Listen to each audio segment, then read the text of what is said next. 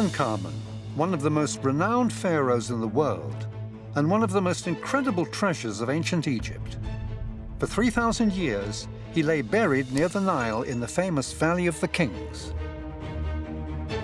You can't help but be fascinated by Tutankhamun. He's like a character from a novel. It exceeds our wildest imaginations. 100 years ago, his tomb was miraculously found intact, revealing a pharaonic treasure of immeasurable beauty. But the pharaoh hidden within this amazing tomb is the most mysterious in ancient Egyptian history. This discovery was just the beginning of a great journey of investigation. This is going to change history. For decades, myths formed around this legendary pharaoh. Archaeologists from all over the world have sought explanations for all these unanswered questions. Was Tutankhamun a cursed king, a great conqueror? Did he steal his fabulous treasure? When you look closely at the inside of these cartouches, you can really tell that things have been erased. Never before had the discovery of a pharaoh led to so many mysteries.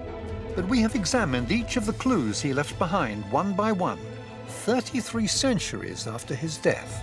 The mummification aims to preserve the body, but in a very hot environment, this is quite difficult to do.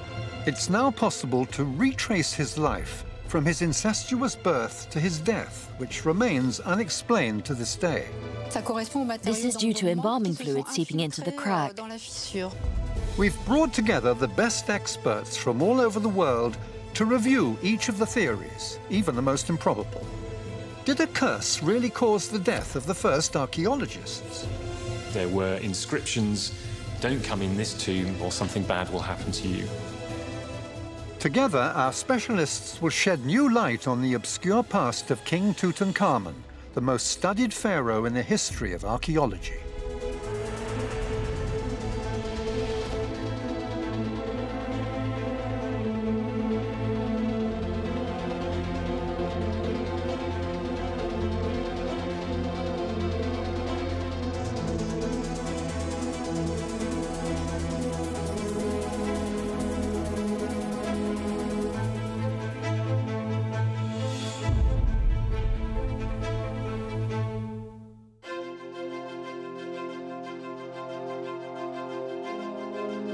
It all began 3,300 years ago in a vast ancient necropolis called the Valley of the Kings. It's located on the west bank of the Nile, in the heart of Egypt, opposite the city of Luxor. It's here that the rulers of the greatest dynasties of the New Kingdom rest: Ramses, Amenhotep, Hatshepsut. These names all sound familiar to our ears. These kings and queens were buried in magnificent tombs and mortuary temples of gigantic proportions, carved out of limestone. And it's in one of these tombs, at the end of a long corridor, in a small, narrow room, that the mummy of one of the most famous pharaohs in Egyptian history rested for thousands of years: King Tutankhamun.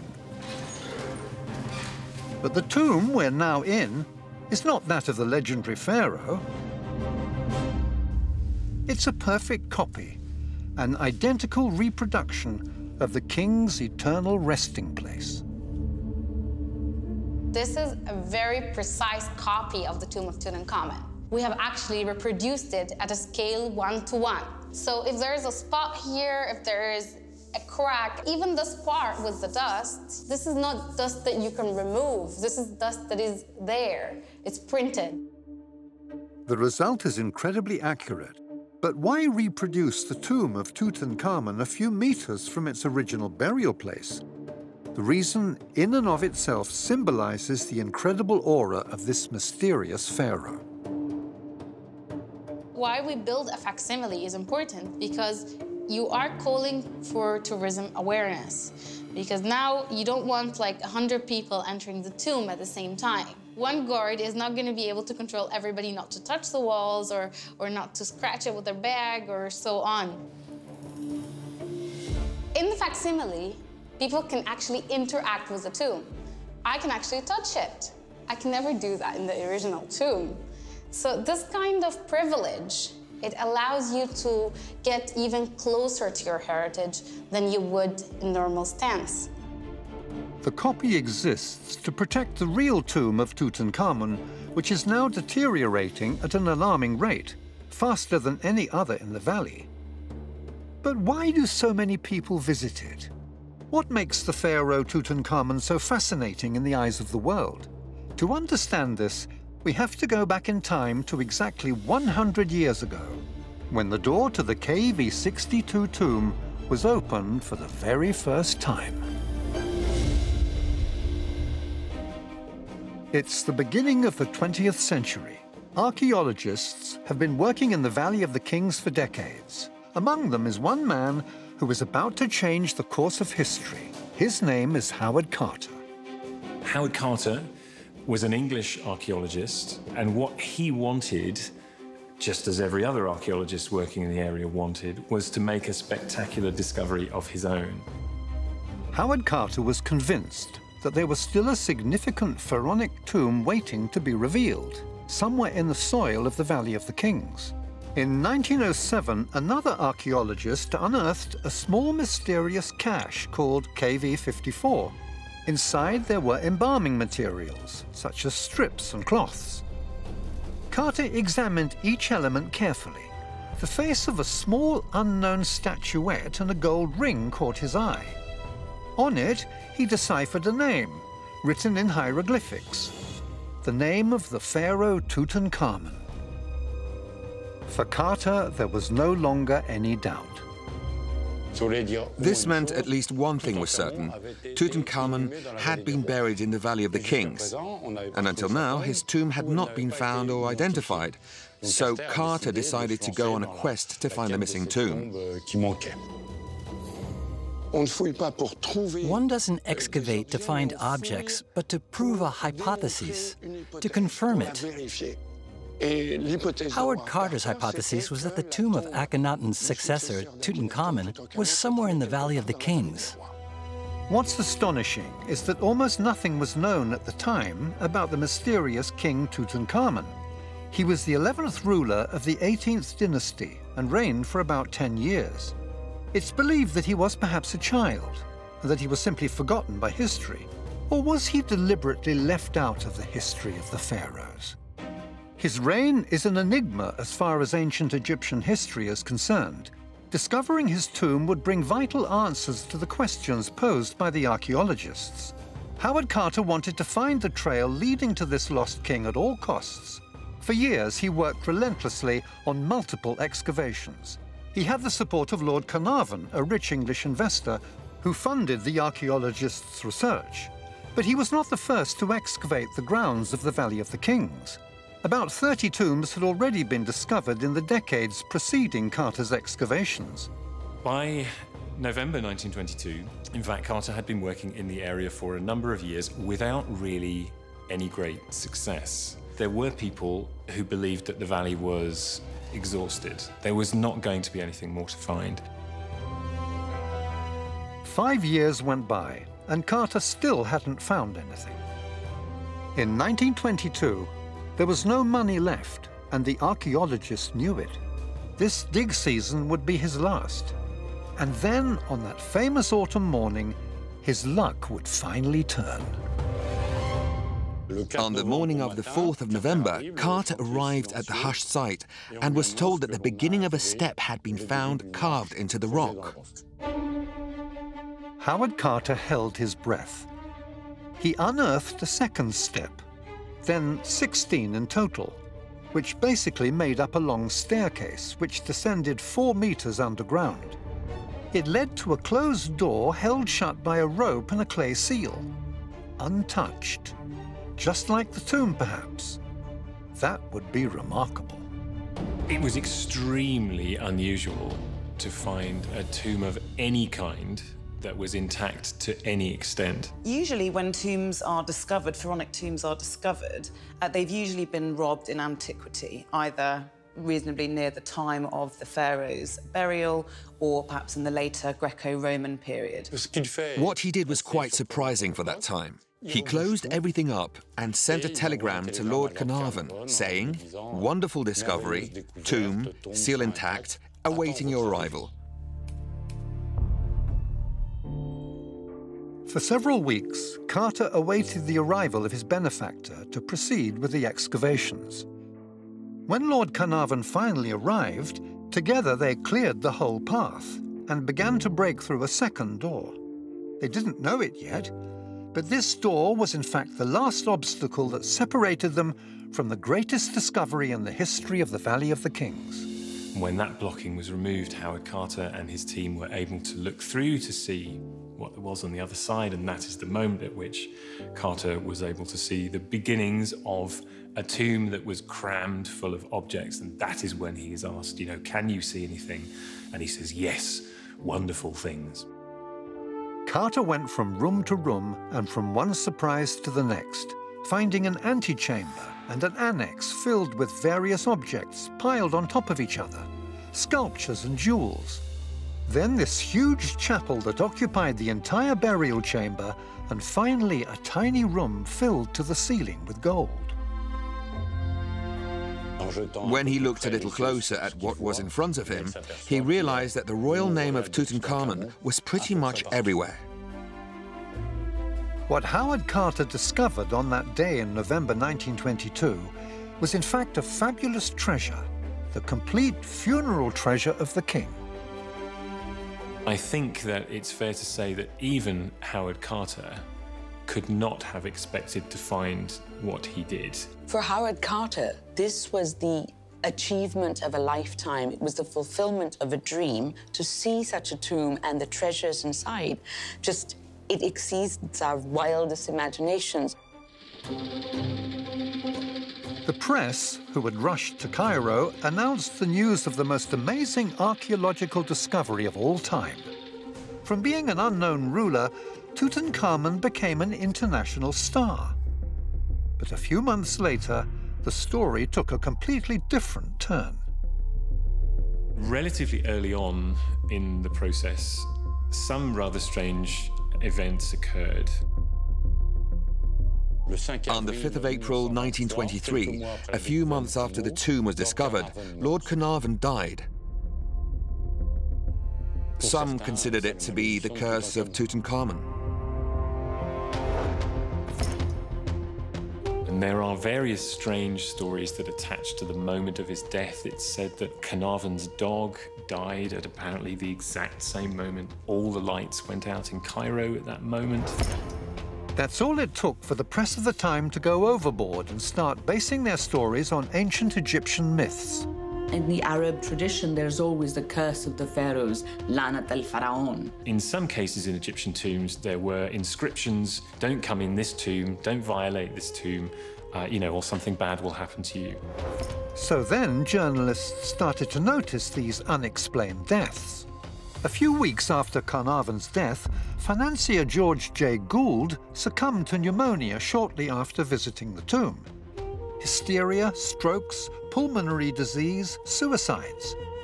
For 10 years, the suspicious deaths of people that had visited the tomb kept piling up.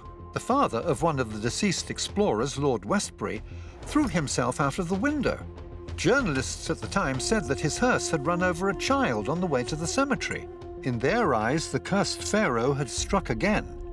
In the decades that followed, up to 27 people closely or distantly associated with the discovery were declared victims of the curse. Some researchers entered the fray trying to find a scientific explanation for the mysterious deaths. From the first moment the tomb was opened, Howard Carter had noticed that the artwork was dotted with black spots. There were so many that they had disfigured the paintings. The archaeologists could perhaps have succumbed to asphyxiating pneumonia caused by an allergenic mold.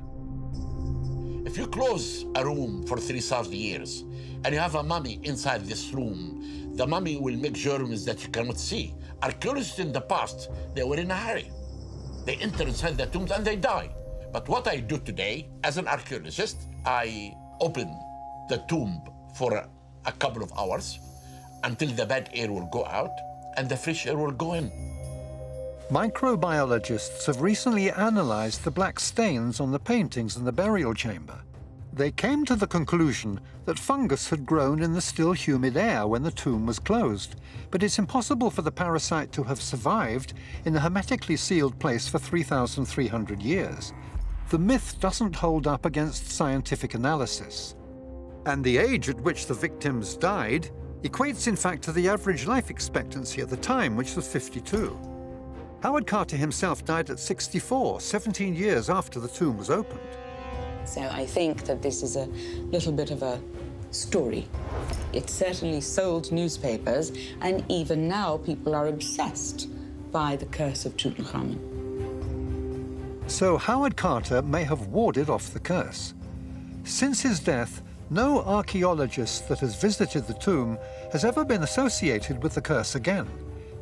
It remains a good story, as befits the worldwide reputation of the pharaoh Tutankhamun.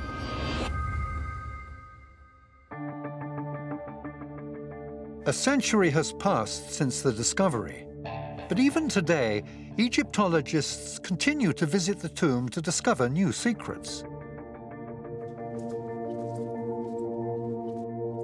Jean-Guillaume Aulet-Pelletier is a young French cryptologist specializing in ancient scriptures. He's come to analyze the murals of Tutankhamun's tomb.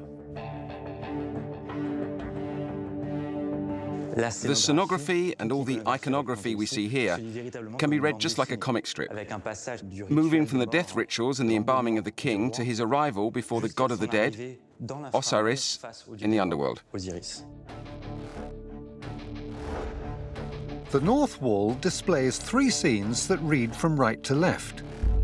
First, Tutankhamun in white receives the funeral rites. Then he stands before the goddess Nut, who welcomes him into the realm of the dead. Last of all, Tutankhamun, wearing a pharaonic headdress, arrives in front of Osiris, who holds his hands out to take the king in his arms and accompany him to his eternal rest. When we analyze these scenes, we find hidden texts, which we call cryptograms. Cryptography is a system of writing that's more or less hidden, and that we are gradually discovering thanks to new elements that help our understanding and reading. In the case of Tutankhamun, it's fascinating because inside his tomb we found riddles concealed within the writing which reveal 1, the power of the king, and 2, his divinity. Jean-Guillaume has just discovered a new cryptogram, hidden in the heart of the pharaoh's tomb. What's really interesting here is this unusual cryptogram, this game of cryptic iconography that characterizes pharaonic Egypt. In this image, you can see the scarab god Khepri pushing the sun on a boat crossing over to the underworld. When we compare this with the cartouches of Tutankhamun, we realize that there is a similarity. And all of the iconography here, in fact, represents a complete cryptogram hiding the name Tutankhamun, showing the rebirth of the sun, and so echoing the rebirth of the king. These mysterious drawings that embellish the tomb have a double meaning and hide the pharaoh's name. In ancient Egypt, this name was written in the form of a double cartouche. The first name, Tutankhamun, on the left, and the coronation name, Neb-Kheperure, on the right. The latter is the most frequently used and is represented by a scarab beetle, drawings of which are found everywhere in the tomb. So we know that the cryptograms in the chamber were painted for King Tutankhamun, who was buried here 3,300 years ago. The study of the tomb immediately raised questions in the minds of the archaeologists. The first puzzle they wrestled with was that the tomb seemed too small for a pharaoh. What's interesting is that compared to the other tombs in the Valley of the Kings, it's really quite small, unlike all the others. And that's really very particular, very surprising. That's what makes it stand out. Tutankhamun's tomb is simple. After a short sloping corridor, only 3 small rooms surround the burial chamber, which was dug slightly deeper. The tomb is only 100 square meters in total. Yet the neighboring tombs are impressive. The tombs of Seti I and Ramses II are huge burial complexes. The children of Ramses hold the record for the largest tomb in the entire Valley of the Kings, covering more than 1,200 square meters. To have a big tomb that was very sort of well embellished, that had lots of chambers and pathways and sort of labyrinthine designs, was all a reflection of the pharaoh's status, his power and his link with the gods. Tutankhamun's tomb appears to be too small and too simple to have been built for a pharaoh. How can we explain such an anomaly? People have hypothesized that, in fact, he was going to have a different tomb, but because he died suddenly, they did not have time to complete the other tomb, and therefore he was put into something that was already made or had been already started. It's hard to believe that the tomb we have in front of us, although painted for the king, was not built for Tutankhamun. A pharaonic tomb must have been planned in advance for the passage of the king to the afterlife. But where can it be? To find this out, we must retrace our steps and go to the other side of the mountain, in a nearby canyon called the Valley of the Monkeys. This is where King I was buried, in tomb KV23. This nobleman was Tutankhamun's mentor and succeeded him after his death. But I's tomb, built deep into the rock, has the same style as the royal tombs of the time. I's tomb is really striking. It's much larger than Tutankhamun's. This corridor that leads to the sepulchral chamber isn't found in Tutankhamun's tomb. The dimensions, the height, the width. There's no doubt that I's tomb was built for a pharaoh. But what is surprising is that experts think that both Tutankhamun's tomb and this one were built at the same time, because of the style and painting techniques used. They are identical. Both sets of artwork would appear to be the work of the same painter. We can see this Omanian influence again, especially with the characters depicted here. The slightly protruding belly, certain slightly curvy shapes that we also find in Tutankhamun's tomb. It's the same wall, the same style, and the same passage of the funeral book. And so I's tomb is an almost perfect replica of Tutankhamun's. And this can show that the same artist who made the tomb of I is the same artist who made the tomb of Tutankhamun. What this can tell us? That the tomb of Tutankhamun was originally for I, and the one in the West Valley was for Tutankhamun. So it's possible that the two tombs were switched over when Tutankhamun died, and that I took the larger one for himself. To this day, there's no conclusive evidence that can verify this theory with absolute certainty.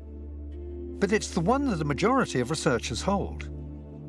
I's tomb was found empty, like many others in the valley, and its paintings were destroyed during ancient Egyptian times.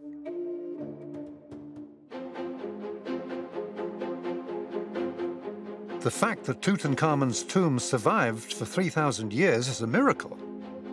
And it is, to this day, the only pharaoh's tomb discovered intact.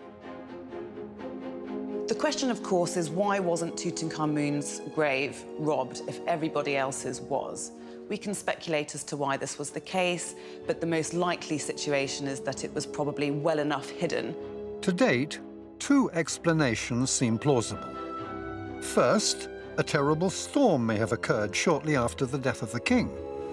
The rain on the dry desert ground would have become a torrent, carrying sand and rocks in its path. The debris covered the entrance to the tomb. Once the sun came out again, the mud dried and became as hard as cement. A few decades later, Ramses VI died. His tomb was built just above that of Tutankhamun. The laborers working on this site may have ended up covering the entrance to the earlier tomb. And this meant the tomb was, it seems, genuinely completely lost to the authorities, who knew where all the other tombs were, but somehow this one became lost and trapped underneath, effectively, several meters worth of concrete.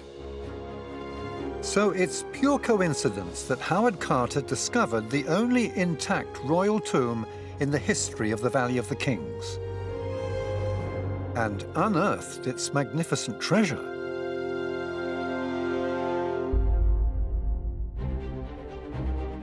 The discovery of the tomb was just the start of the work to be done by the archaeologists of the time. Each of the 5,398 objects that make up the treasure of the tomb now had to be categorized. It was a gargantuan task. As soon as artifacts are discovered, we record them. This means that we first record their relative position in an archaeological context, and then we proceed with the description of each object. We do this even before we remove them to continue the analysis because, obviously, we don't see everything the first time, and especially when they're in amongst other objects. It took 10 years to make an inventory of these incredible treasures. This detailed work enabled certain objects to be preserved in their original state. Most of the treasures are today found in the Cairo Museum, where the public can come and admire them 3,000 years after the death of the pharaoh.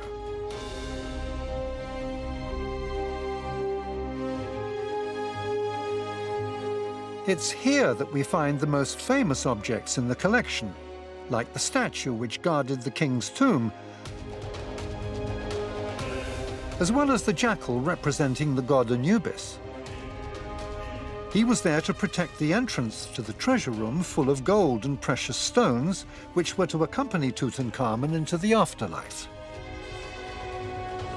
The objects in pharaohs' tombs at this point range, really across the spectrum. You have precious gems, lapis lazuli, silver and gold, precious, valuable sets of material culture. The discovery of a tomb with all its treasures intact confirms the theory that the pharaohs were rich beyond belief.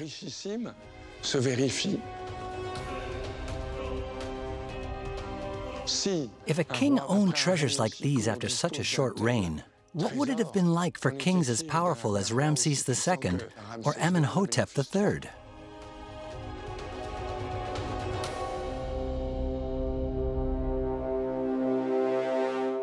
Carter had been cataloguing the treasure for 3 years, but he still hadn't got to the centerpiece of the tomb, the king's mummy. He hadn't yet laid eyes on what was quite clearly the outstanding artifact of the excavations. It was hidden within the safe confines of 7 coffins made of wood and gold. This was to be the hardest part for the archaeologists. It was a very complex operation. First, they had to dismantle a large wooden shrine covered in gold leaf. It occupied most of the available space within the chamber. A further 3 shrines were dismantled, revealing a sarcophagus of quartzite which still remains in the tomb to this day. Inside there were 3 more coffins bearing the image of the king. The last one was the highlight of the 3. It was 100 kilos of solid gold, 3 millimeters thick. It was also the most personal of all the coffins. The ancient Egyptian artisans had engraved the surface with the image of the king's face inlaid with precious stones. The rest of the decoration consisted of the symbol of the scarab beetle carved in bas-relief all around the gold coffin. Archaeologists had never uncovered such a quantity of gold and precious metals in an Egyptian tomb. But the most magnificent piece was yet to come. It was in 1925 that Carter at last opened the final coffin containing the mummy of the king. The light from his torch fell upon the most beautiful treasure ever found in Egypt. The spectacular gold mask. It's the most iconic emblem of the monarch, and its picture made headlines around the world. Tutankhamun's mask is, of course, an iconic image. It is something that attracts people. It's a masterpiece of the art of ancient Egyptian goldsmiths. It's made up of 2 layers of solid gold, and it weighs more than 10 kilos. It's so important that it's been classified a work of national heritage, and it isn't allowed to leave Egypt. When you are really in front of the mask, it is an extraordinary experience because you really do feel that someone is looking out at you. But something strange caught the eye of the specialists.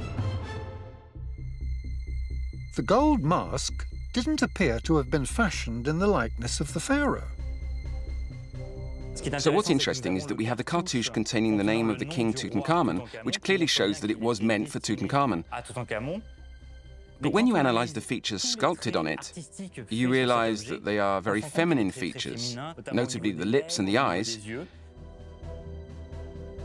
which leads us to believe that this object was not in fact originally destined for him. Was the mask made for someone else? Maybe the answer lies in these miniature sarcophagi. Here we have the canopic jars which contain the viscera of the King Tutankhamun. In terms of the gold work, they're absolutely identical to the rest of the treasure of Tutankhamun. So we know that all of Tutankhamun's treasure was made for one person and one person only. But what's interesting here are the king's cartouches. And when you look closely at the inside of these cartouches, you can really tell that things have been erased and re-engraved. And so we know that this treasure was appropriated by Tutankhamun. So who could Tutankhamun have stolen this treasure from? All the pieces that have a specifically funeral function, well, with many of those, you can see that underneath the name Tutankhamun is the name of a predecessor who was in fact a female pharaoh. This female pharaoh was called Meritaten, which is the name of the eldest daughter of Akhenaten and Nefertiti. Queen Meritaten reigned following the death of her father Akhenaten, before Tutankhamun came to the throne. It was a surprise to the archaeologists, who knew very little about this lost pharaoh queen. The existence of this sovereign has now been established beyond doubt, despite the fact that she had an extremely short, elusive reign, lasting maybe 2 to 3 years, which almost ended up being forgotten by history. The fact that there's so little evidence of this individual suggests that they perhaps didn't reign for very long, perhaps also that there was a deliberate attempt to forget them. In any case, she wasn't buried in the beautifully furnished tomb that she'd had made, as that was completely appropriated by Tutankhamun. We'll never know if it was Tutankhamun himself who decided to appropriate Meritaten's funeral furnishings. In the tomb, the gold mask with his name on it was the only thing now standing between Howard Carter and his encounter with the mummy. Howard Carter, when he opened the burial chamber and he found that the golden mask stuck on the chest of the mummy, and he took the golden mask out and he damaged the mummy to 18 pieces. The only good piece on the mummy is actually the face. So there was an equal amount of surprise and disappointment. They realized that the mummy was in a very bad state. The corpse looked as if it had been burned. The skin was cracked. There is a huge amount of this resinous mixture that covers him quite thickly. This gives him a black, gooey look. To the extent that the mummy was more or less glued into the innermost coffin. Tutankhamun's mummy hadn't been as well prepared as other mummies from the 18th dynasty. But we know that by 1300 BCE, the embalming process had been mastered to perfection. The highly ritualized process took 66 days and ensured the safe passage of the dead from our world into the afterlife. Mummification aims to preserve the body, but in a very hot environment, this is quite difficult to do with moist organs, let's say. The embalmers first removed all the principal organs. There was a cut made in your left side, and your stomach, intestine, lungs, and liver were removed and embalmed separately.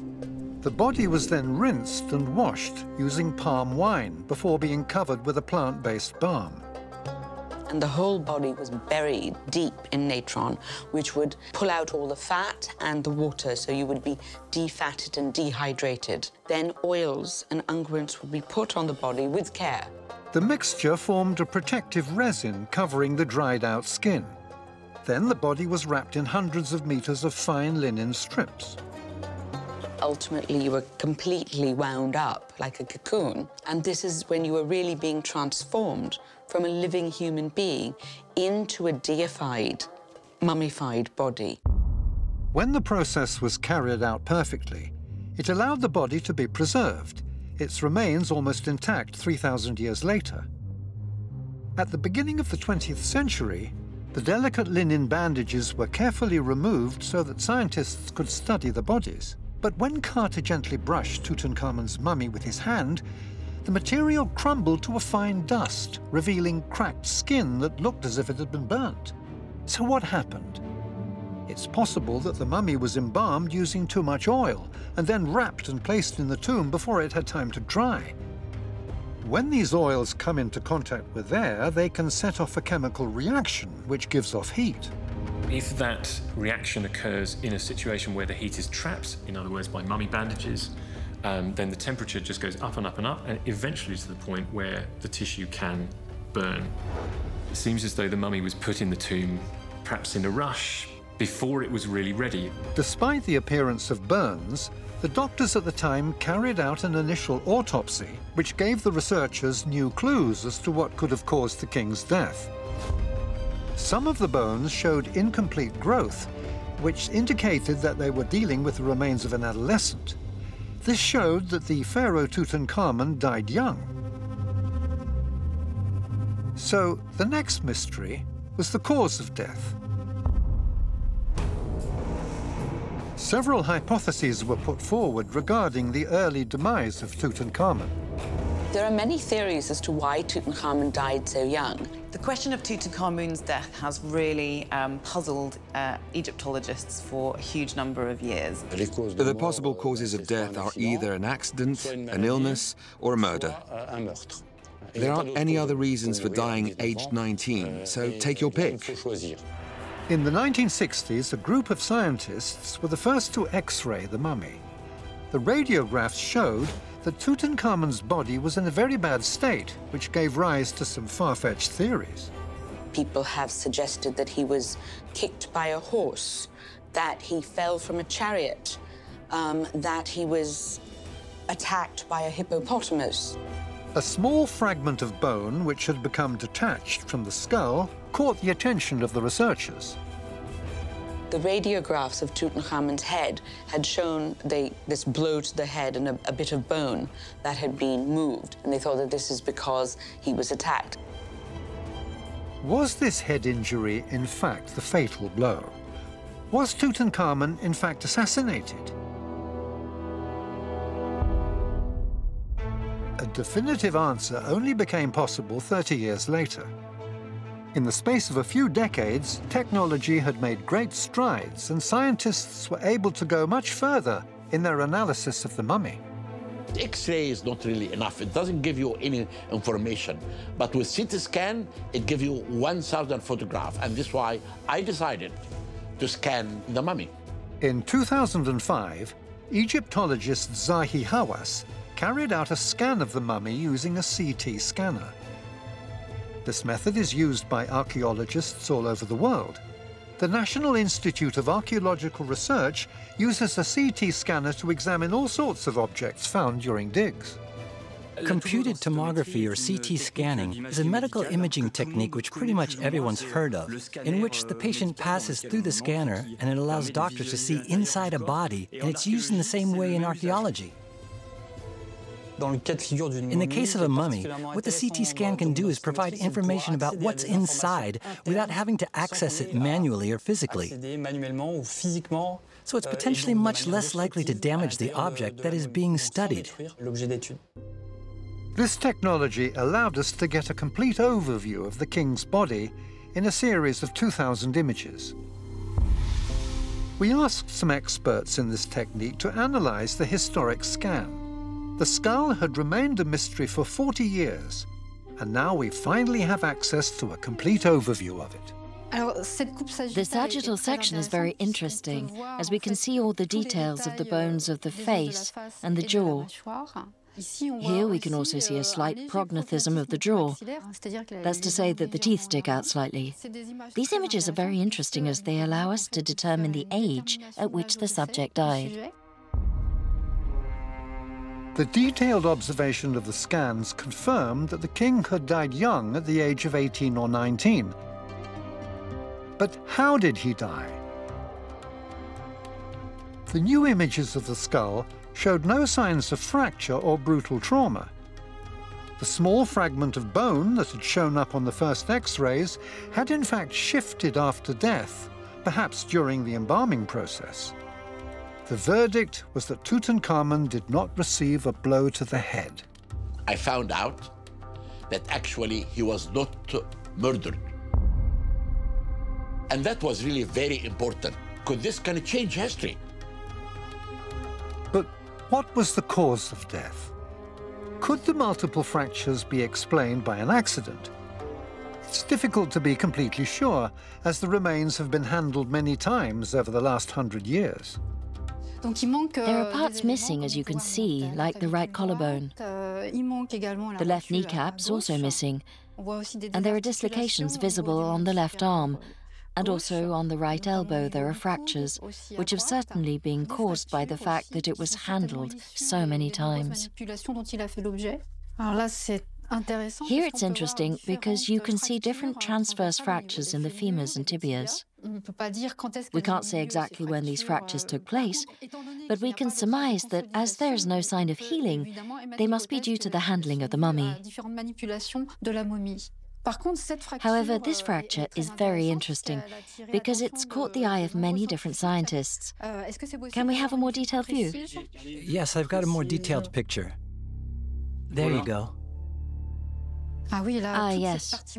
All of this white part is much denser due to the embalming fluid seeping into the crack, which tells the specialist that this fracture happened a short time prior to him being embalmed. This small fracture, only detectable via the medical imaging process, is crucial in unlocking the mystery. The injury might have become infected and had perhaps hastened the death of the king, taking his entourage by surprise. In spite of all this new technology, it's difficult to answer all the questions that this skeleton and this mummy raise. After decades of analysis, it's quite likely that Tutankhamun's death will remain a mystery that we simply can't solve. We'll probably never know the initial causes of death. Maybe in the future, when we can do tests on the soft tissue, we will be able to establish how he died. But at present, I think it is a little bit of a mystery, and it's always nice to still have something to research. It's difficult to know what kind of accident could have struck down the pharaoh. All these questions have given rise to myths surrounding the king. Many people imagine that dying young like that, he must have been a frail young man with a weak constitution.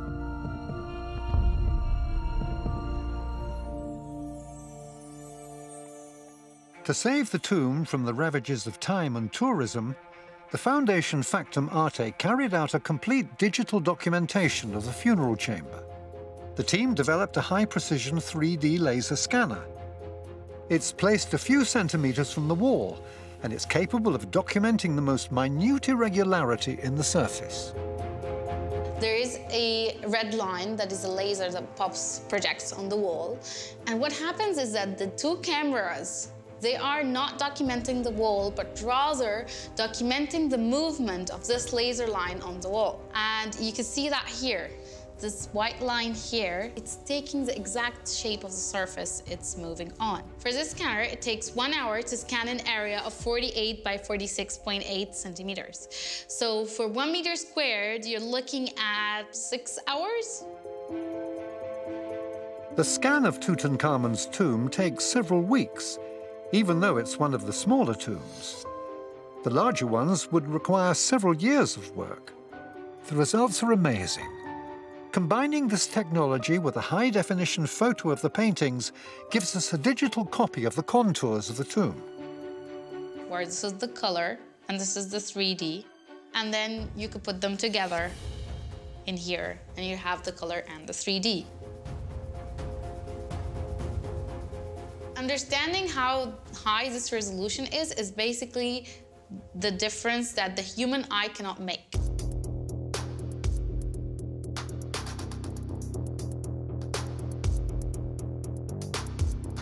Through the Theban Necropolis Preservation Initiative, we plan to scan all the tombs on the Theban Necropolis. Of course, that's crazy because there's more than 1,000 tombs out there. But it's our dream, and we're starting now with the most important tombs.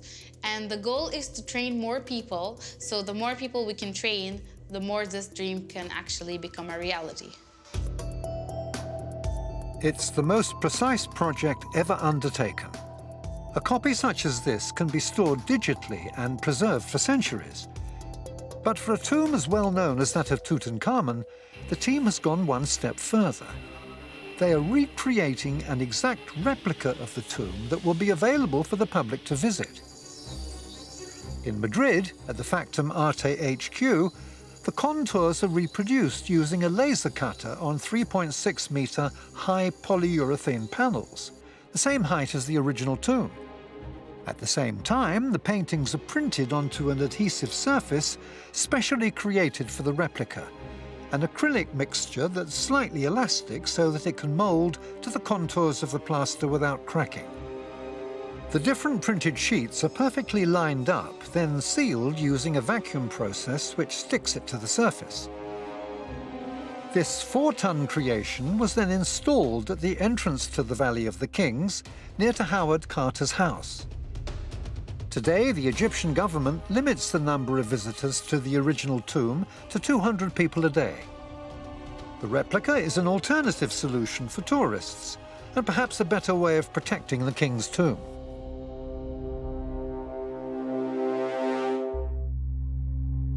Surprisingly, the high-precision replica has become a new source of study for the specialists.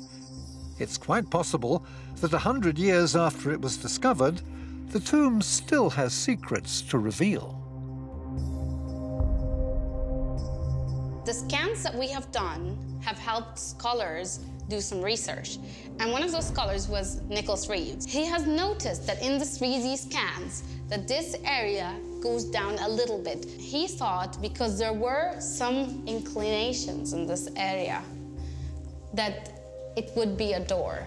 He had the theory that there might be another part that exists behind the specific wall. In 2015, this new theory created a sensation amongst the specialists. And so began a veritable Egyptology media storm, when different radar scans produced contradictory results. The first tests suggested that there could be not one but 2 chambers, 2 cavities hidden between the paintings and the funeral chamber. The first to the north, but also a second which was 2 meters high by 10 meters deep. Could this be the tomb of the legendary Nefertiti? It had never been found, and it is today the most searched-for tomb in the Valley of the Kings. But the analyses were incomplete, and many specialists were skeptical. In 2017, a new team of international engineers sought to settle the debate once and for all. They started a new study which went further than any other to date, combining 3 different scanning techniques. When we first got there, we started by scanning the soil, not focusing on a single tomb, but trying to understand what's still in the ground. Is there anything left? The result of this test operation provided an image of the terrain of the Valley of Kings, which was more precise than ever seen before. One thing was sure: if a hidden chamber existed at all, then this was the team to find it. We actually saw some anomalies on the side of the tomb. You see actually colors going from blue to red. Blue is a humid material with infiltration of water, while green is normal rock. Red may indicate presence of voids or structures. You see, this is actually the position, the real position of Tutankhamun's tomb, and that appears as a red anomaly inside a green background. The scanners picked up 2 anomalies, 2 potentially empty spaces just a few meters from Tutankhamun's burial chamber. Was it possible that they were undiscovered tombs? Difficult to say for certain. You can clearly see from our work that there are signs of former excavations everywhere. You can imagine how many people in 3,000 years may have gone there to try to dig here and there looking for treasures. So it makes things even more complicated. The engineers cross-checked their data for several months, but there was no doubt about the verdict. According to their analyses, there was no direct communication between the two anomalies and Tutankhamun's tomb. So there was no possible doubt. The secret chambers that Nicholas Reeves had imagined didn't exist. With all the amount of data that we collected and all the careful analysis that we did, we don't really see the possibility that, you could justify the presence of any other chamber there. The fans of this theory were left disappointed. They thought that they were part of the next big discovery in the Valley of the Kings, exactly a century after that of Howard Carter. Today, we're entering a new golden age of technology. In the years to come, new, even more precise DNA testing and new scans will be carried out. They may well cast doubt on all the theories that the specialists have come up with until now. New technology will allow us to see new things. The question then is just whether, we'll have suddenly all the answers, or whether, as seems more likely, we'll just have more questions. Each new revelation has kept alive the fascination the whole world has had for the pharaoh Tutankhamun for over a century. Tutankhamun is still the most important discovery ever happened in history, not only in Egypt, but all over the world. You can't help but be fascinated by Tutankhamun. He's like a character from a novel. Archaeologists are now starting to dig once more in the Valley of the Kings. They hope to bring to light another lost tomb which will match the as yet unparalleled splendor and extraordinary richness of the tomb of the pharaoh Tutankhamun. You never know what the sand of Egypt may hide of secrets. And maybe soon, another intact tomb will be discovered.